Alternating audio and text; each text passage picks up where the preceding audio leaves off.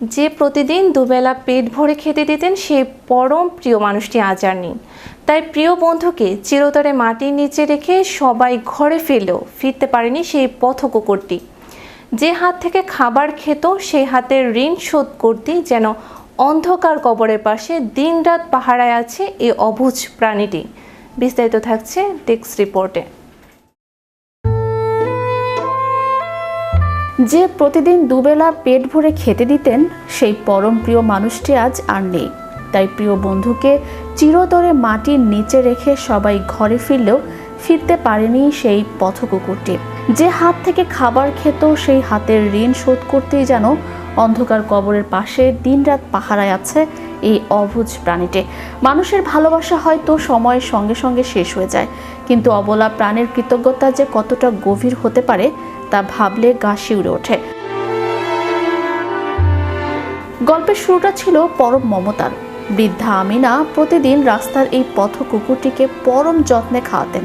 সেদিন হঠাৎ রাস্তায় আমিনা অসুস্থ হয়ে পড়লে এই কুকুরটি প্রথমে তা বুঝতে পারেন। পরে চিৎকার করে প্রতিবেশীদের ডেকে আনে। হাসপাতালে নেয়ার পর আমিনা মারা গেলেও কুকুরটি এক মুহূর্তের জন্য তার সঙ্গ ছাড়েনি। ভারতের কেরলের মল্লাপুরম জেলার পাথাপিরিয়াম গ্রামে গেলেই চোখে পড়ে এই অদ্ভুত দৃশ্যে।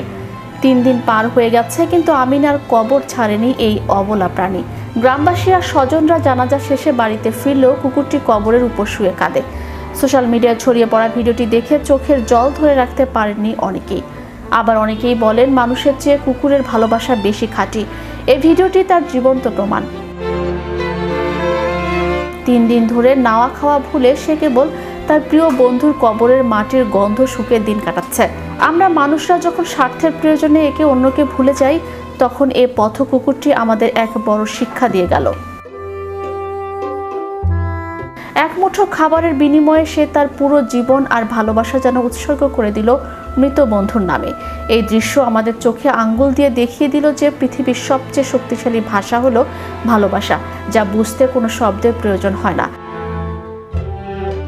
ভালোবাসা চিরন্তন এবং এটি প্রকাশের জন্য ভাষার চেয়েও বড় প্রয়োজন গভীর অনুভূতির, যা এই অবলা প্রাণীটি তার প্রতিটি কাজের মাধ্যমে আমাদের দেখিয়ে দিয়েছে।